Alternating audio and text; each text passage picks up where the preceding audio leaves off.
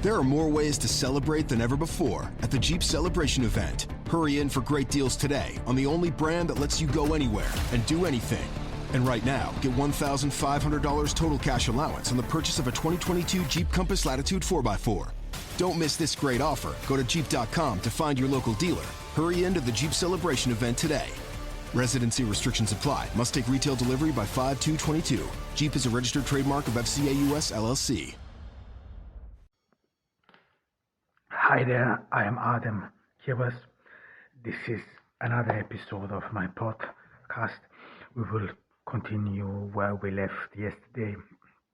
I'm here from Ordur, a region, a town on the Black Sea region. I hope you are all doing fine and that we will get through the pandemic eventually. Today we are continuing. Today we have a little bit a more extended or more than one episode we will need for this male gender. We said or I identified three of it. We said that there are more, but those three male genders, they are some sort of the more dominant one. This was male feminism, male culturalism, then male nostalgia.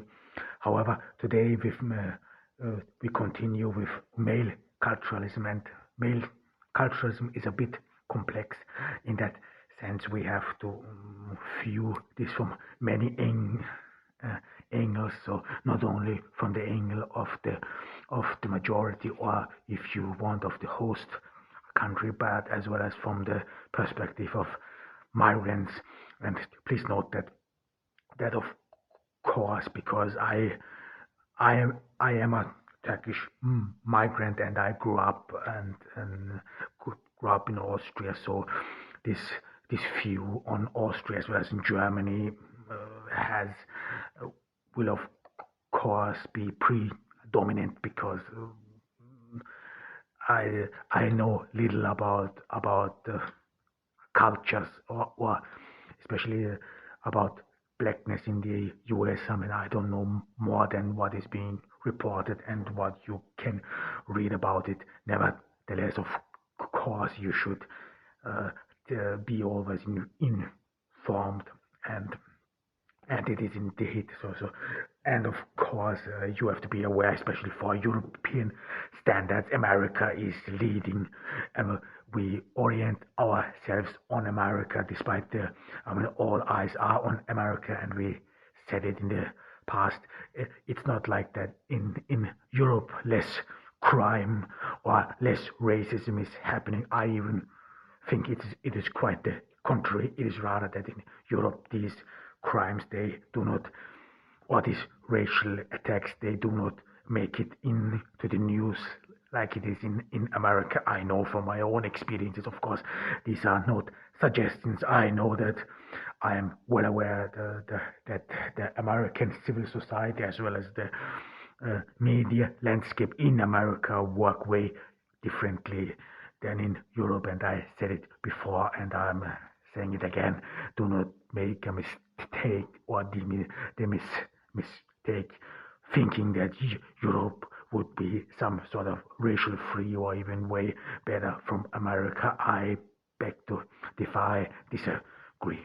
However, I think before we start into this gender male role, we have to talk about a little bit of background. In the later episodes, I will some sort of go more into detail, but we are still, our framework is the millennial age, so we won't talk about of other multicultural developments in the past. There are many. I can only suggest Edward Said wrote about Orient and how the Orient is being perceived.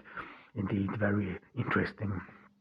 And of course, other works as well. So about, especially there are two differences where we will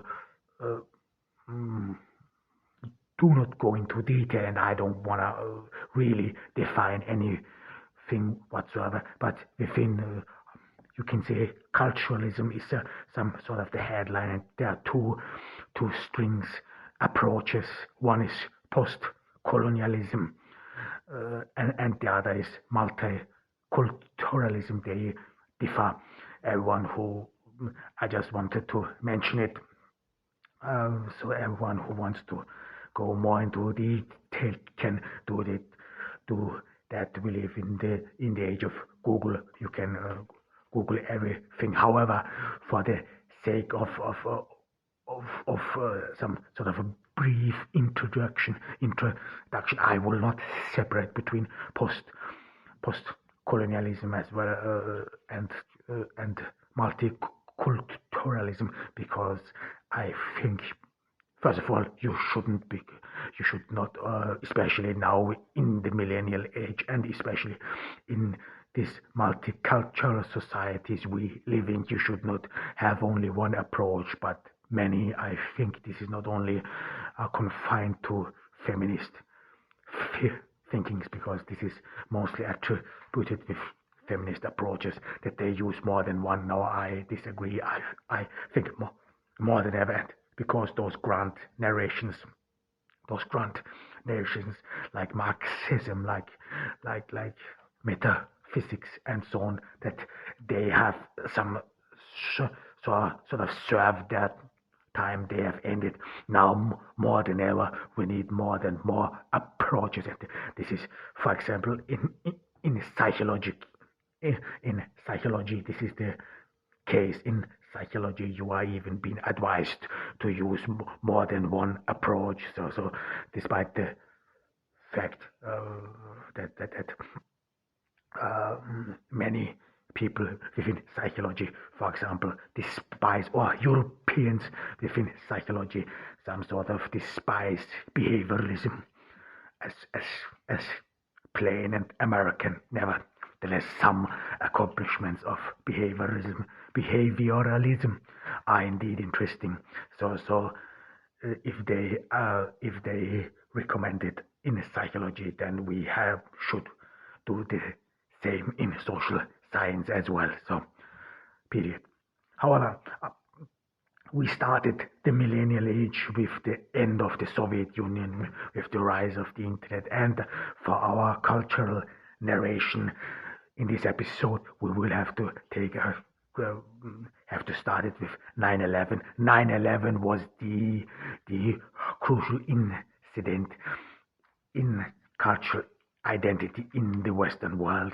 Don't make a mistake about culturalism, and Islam was, of course, in the media before that, but you have to be aware of one thing, that the Cold War, some sort of, or everything in a way submerged behind or under the narrative of the Cold War and the impending nuclear disaster. So people could not really talk about culture, and we have to do away with one mistake. The societies did not become more culturally diverse because of the fall of the Soviet Union, because of course duly Europe is in a way different, because Europe, after the First World War, there was an attempt to create in Europe some sort of homogeneous societies. This was especially with the breakup of the Austro-Hungarian Empire, of the breakup of the German Empire, as well as the Ottoman Empire. Many states on the Balkans emerged, and the same happened then pretty much with Germany and Poland, and on the Balkans with these states. So Europe was, in a way, there was an attempt to make it more homogeneous, culturally homogeneous. Nevertheless, culture or different cultures did exist, but with 9/11, especially the Eastern or the Orient comes more and more in the center of all attention.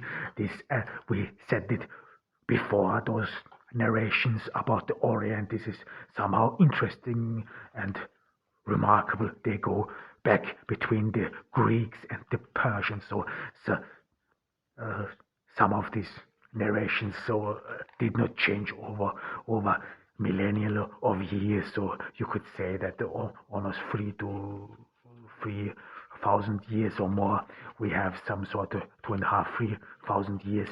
We have some sort of this diversion, cultural diversion between East and West, and it is and this cultural identity is indeed important with the millennial age, especially after 9/11. But I assume it is rather with the fall of the Soviet Union, because with the fall of the Soviet Union, many religious groups rushed in to the East. Some sort of tried to reconvert these people back to a religion. You could, but truth be told, despite the fact that it is always propagated that the Soviet Union was atheistic, while this is not very accurate, because in some parts of the Soviet Union this was, for example, in Poland, people still were religious. There is even some attempts, or indeed there are some attempts of the Soviet authority to do away with religion, but they failed, as well as with Islam. The Islam in the Soviet Union was present in Crimea, as well as in Central Asia. There were again attempts as well to some sort of fraud the influence of religion, but they did not really succeed. However, and with the fall of the Soviet Union, as well as from the West, but as well as within the Soviet Union, some religious groups rushed in these areas, in a way reconvert them, and you could see this today, the effect on it. And this is that within the former communist republics, people are indeed more and more religious. But you have to be aware, religion is some sort of a bit different. Religion in the East is rather some sort of national pride of identity. This is a bit different from the West, where religion has a longer tradition. This is especially in Europe with the Reformation, with the Peace of Westphalia and so on. Religion some sort of existed before states and so on. However, but this is the 9/11 was one of the crucial events in the millennials. A lot of things was written about 9/11 and its impact. Still to this very day we feel its impact, and as well as the geopolitical impact. Indeed, we are talking about Afghanistan, and as well as of Iraq, and now today Syria. So this religious war, or this attack on the World Trade Centers, they had a huge impact even after so long. However, and there are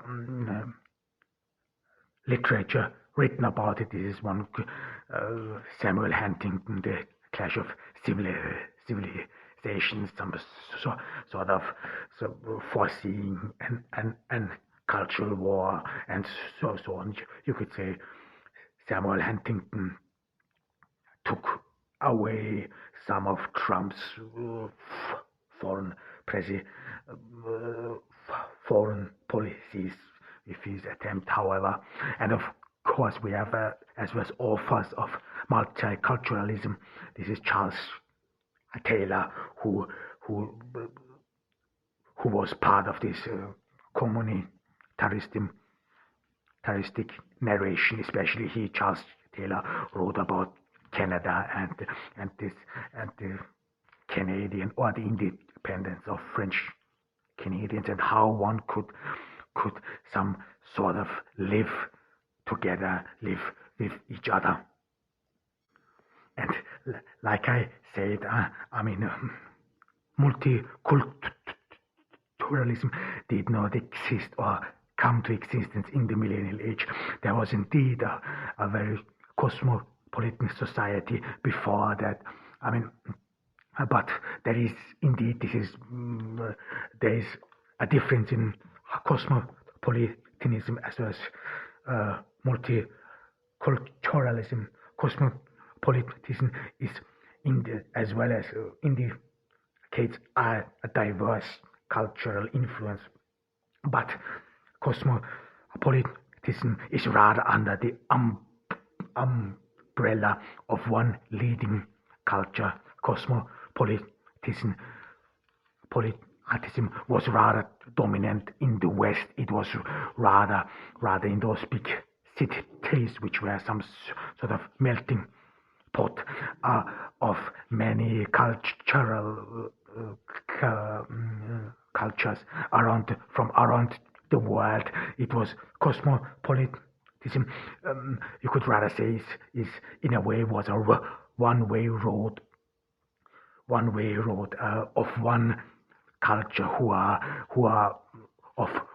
of one, I would not say culture, but of one economic class. This was rather the middle class who could then partake in the advantages of other cultures. You could say some sort of food or clothes or whatsoever. It was rather this new middle class which then grew after the war. This was among the baby boomers, and this would rather less lay focus on the cultures and traditions of those other cultures they took over him.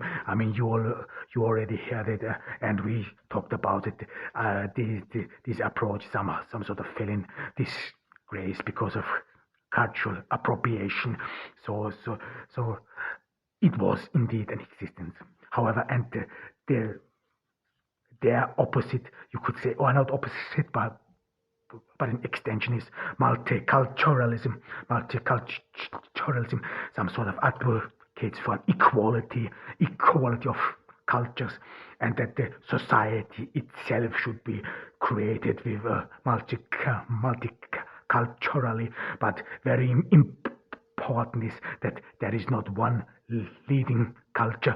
Again, this is some sort of a problematic which we will talk about it. This is that these cultures rather live some sort of next to each other, and this is very important that this is not one rule of law, but that there are many rule of laws, whereas in multicultural or in cosmopolitanism, this was really one rule of law, one dominant society who then some sort of encompasses many different cultures, especially in the cities.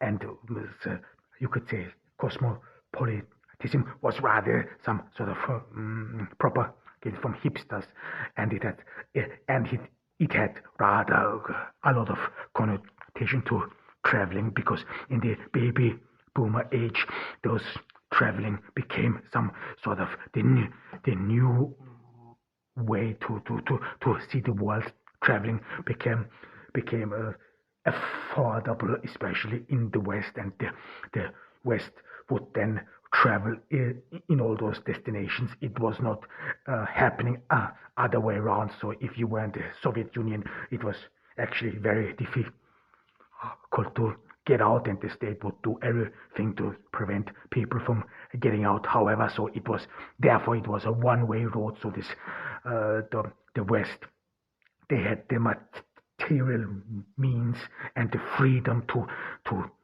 travel around the world, see other cultures, and this was the cosmopolitanism of the baby boomers. And then now in the millennials we have the multiculturalism, which for example criticizes uh, cultural appropriation as well as whitewashing. I mean, despite the fact that I gave a brief introduction into the separation of cosmopolitanism as well as multiculturalism, indeed, one has to talk about it in more detail. Nevertheless, there is enough literature. I mean, I mentioned Charles Taylor. There are, of course, as well as Edward Said. But however, I want to talk about the problems of multiculturalism. This some sort of comes with cultural appropriation. I mean, one leading advocate of multiculturalism is indeed Charles Taylor, who wrote about Canada, about French Canadians and their striving for independence, and he some sort of wrote about how one could some sort of maintain unity in society without breaking up. But nevertheless, multiculturalism was rather adopted by religious groups. This is indeed something one should put a focus on, because of the simple reason that there is no real separation between culture and religion. You don't know what is culture, you don't know what is religion. Everyone talks about a Christian as well as Islamic society, Islamic and or Christian tradition, and this led to the fact that more this discussion about multiculturalism is dominated by religious groups and by a religious approach. And another critique point of course is that multiculturalism disregards the growing religious intolerance, which indeed did not start with 9/11. Nevertheless, we have more and more rising religious identity. This has become very apparent. One says it is because of the fall of the Iran Shah in 1979, or the Shah of Persia in 1979, so that Iran may have contributed their fair share to this polarization of cultures and religions. I mean, we don't know. We have to, I would say, partially, however, but multiculturalism, some sort of disregards this development. However, this is not only within the Islam, but as well as with Christianity. I will talk about this later. This has partially to do with this technological development. This is another answer for this over sexualization. It is another answer to this shallowness of this society, of this social media. We talked about the feminist response of over sexualization, and religion is another response to this ego fetish, to the reduction of humans to bare means, and as well as of technological development. This is not new. I mean, every development or every fast growing development makes people scary, and now we have the pandemic. No one knows where we will be in a couple of years. So and before the pandemic, of course, this was the financial crisis in 2008, which again had another impact on people's behavior, and so religion in general. This has nothing to do with Islam. You can see, as well as in America, as well as in Europe, the rise of Christian communities. So Christian identity has become very important, self-understanding, and this has to do partially with male culturalism. This is what I will talk about in the next episode. I mean, another critique is on multiculturalism is that it has some sort of a disregard for secularism, because we live indeed in an age where people identify either with no real culture or with rather with moral principles that's beyond within the bond there is of a culture. And some multiculturalism, some sort of wants to, this is indeed nothing you want to see as negative, wants to indeed support the cultural heritage of ethnic groups and individuals. This is indeed honorable, but it has a disregard of globalized cultural influences. So it is, to this very day, it's not clear anymore which culture has influenced this.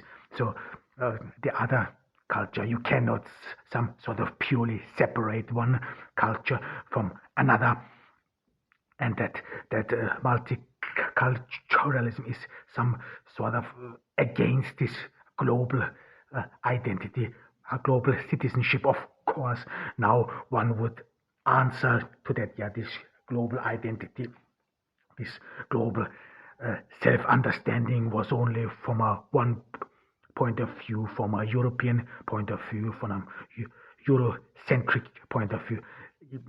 Agreed, but nevertheless, it has some sort of, even you have to be part of a culture, you have to be part of a group whatsoever, or you fall out of this social net. And the same is with multi-ethnicism. So if you're not only a mixed race child, but as well as a mixed race, mixed culture, or if your parents belong to different cultures, then it is very difficult to maintain boundaries to both cultures.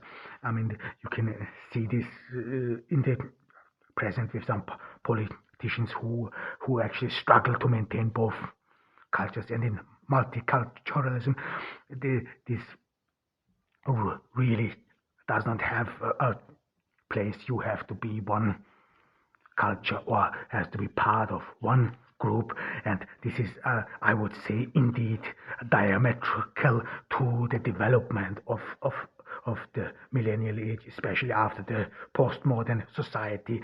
You are not only a member of one group but of many. So, and multiculturalism tries to bring this actually back there, so that you are only a member of one group. And of course, multiculturalism, especially in combination with communitaristic worldviews, supports a religious conservatism. So because there is no clear separation what is culture and what is religion. And of course, you have to ask yourself, can one separate between them two? Can you separate between culture and religion, or are they inseparable? However, with the rise of religion identity, this more and more religious leaders or religious views gain space. So this then leads that the multiculturalism some sort of does away with the separation of state and religion, with the separation of politics and religion, if you want. So because those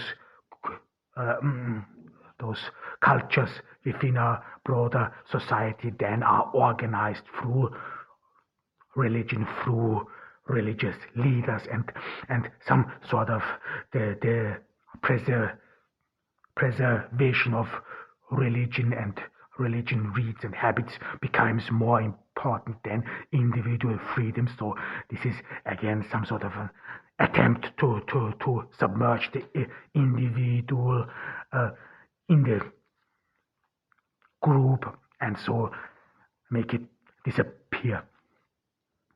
And because of more and more emphasis on religious conservatism as well as on tradition, it is rather, or you could say that multiculturalism is some sort of has a negative effect on the emancipation of women. It is, you could say, rather disadvantageous.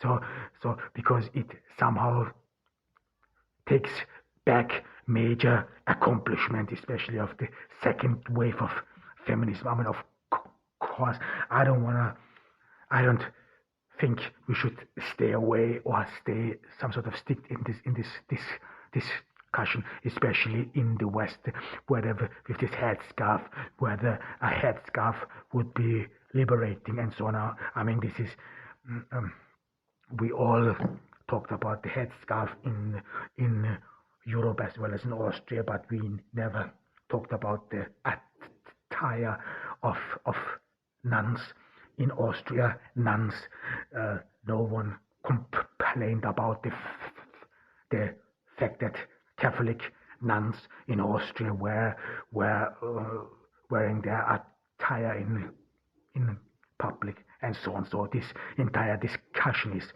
in a way one-sided. However, you could say nevertheless it might have a negative effect on female emancipation. So this is some sort of the background, if you want. This was a little bit of the background, if you want. These are developments within the society, as well as I've mentioned one huge, some sort of cleavage where society is parted. This is the Islam. Islam plays a crucial role in this discussion. This is in the media whatsoever. But I want to start the male gender with the perspective of migrants again. And then in the next episode I will try to match the perspective of the host society or the majority of male. But before we continue, like I said, I have a very specific viewpoint of Austria and Germany. Nevertheless, we have to clear something up, and there is indeed a difference between Afro-Americans or any in Africans who were brought to as slaves to American migrants.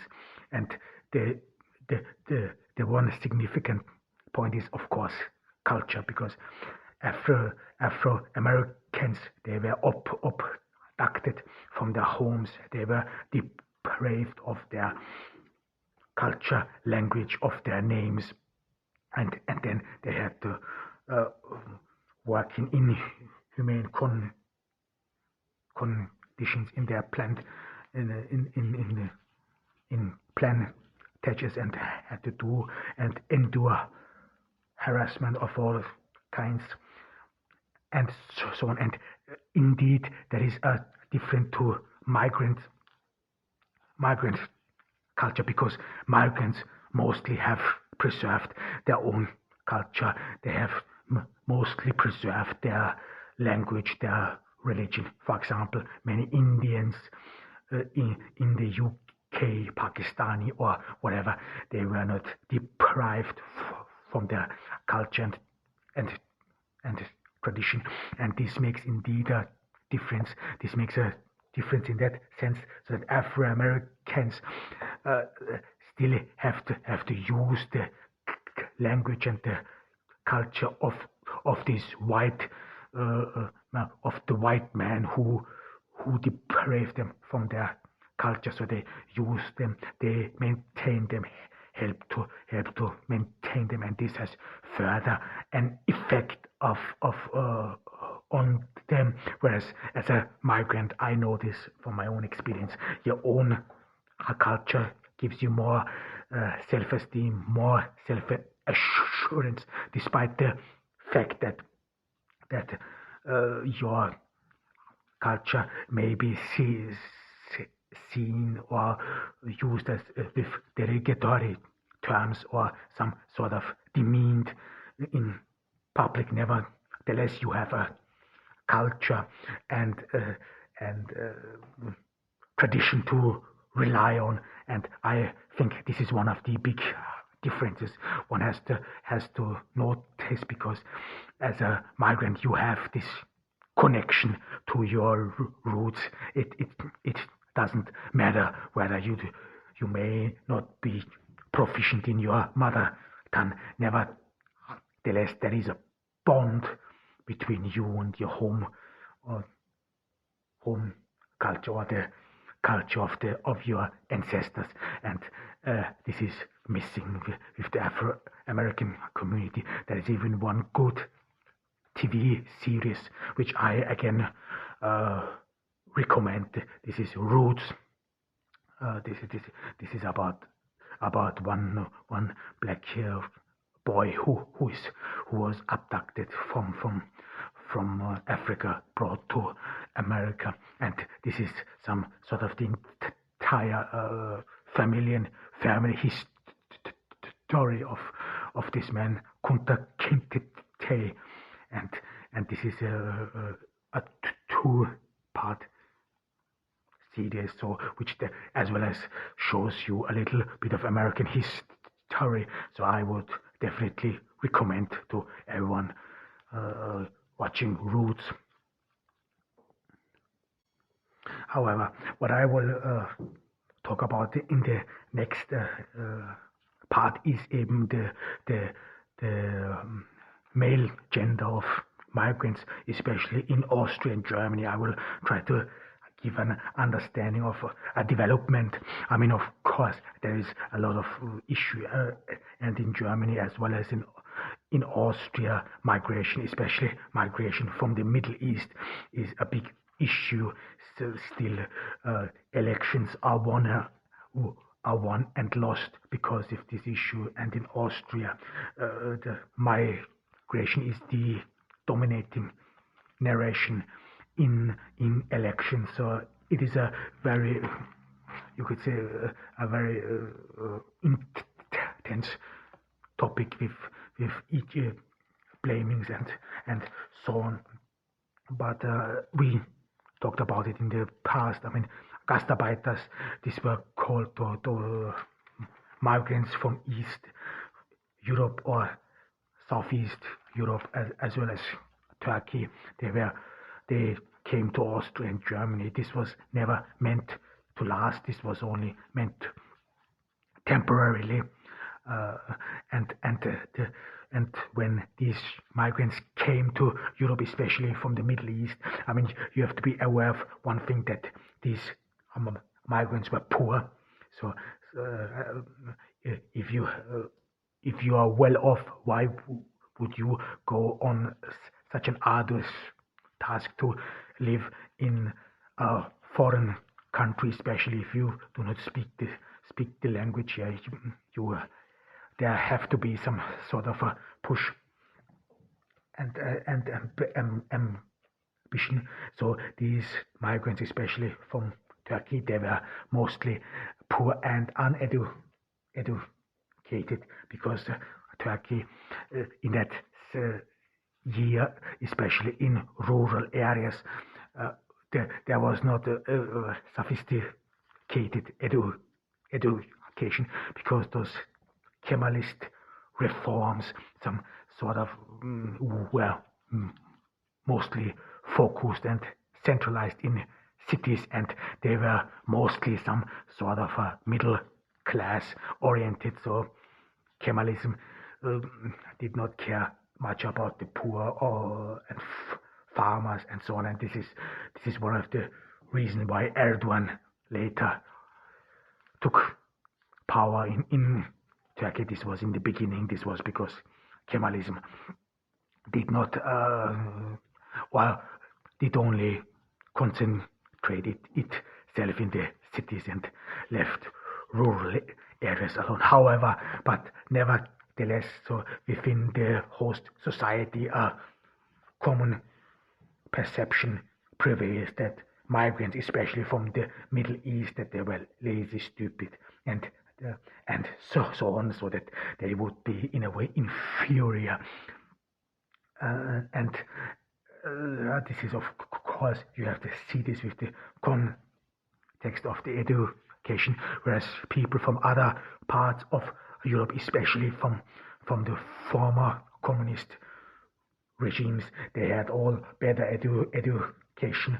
Only imagine in the former Yugoslavia, there was a lot of more support for students. There were those communist countries. They had mostly a very bad business model, but nevertheless they had formidable education system. So illiteracy was pretty much extinct in this area. So they put a lot of emphasis in raising the youth. Of course, this was not all this was all with a back thought. This was all, of course, due to a purpose. However, so there is a divergence between migrants from former communist countries and migrants from non-communist countries. This is a fact, and partially you can explain this partially because in these non-communist countries there was not really a good educational system, and poverty is something you do not you some sort of learn life skills differently when you have an education, or you get different life skills. However, and another thing was that the emancipation of the woman indeed was some sort of confined in the West. In the communistic countries, there was as well as an emancipation indeed. So women were partially, but they were not really equal. So, but it was some sort of sexual freedom. It was rather some, especially in Russia, this was some to break with this old Tsaristic rules, and this it is hard. It is a bit difficult to explain this, but this was some sort of to break with the past. Do not follow this gender, all past gender roles. So one would break with this religious doctrine. There was more sexual liberalization in the thing. In the East, abortion was easier. The pill, you could easily get the pill. The pill was even introduced earlier. So this was a bit different. However, but from the Middle East or from other non-communist countries, the emancipation of women was indeed different. So the first migrants, Gastarbeiter, they came in the 60s, 70s, and for them this sexual revolution, which started in the universities and which was some sort of always in a way in the elite, was of course hardly to grasp for someone who has not really proper education, who was poor, and this led partially to a different perception. However, and I talked about this in the past as well, It's finally time to start firing up the grill. From city to shore, Acme is everything you need to prep for this summer season. Download the Acme app to shop for this season's essentials any way you want. Open the Acme app, clip your deals, then order your items online. An experienced Acme associate will carefully select your groceries, bag your order, and bring it right to your car or deliver right to your door. Download the app or visit acmemarkets.com for program details.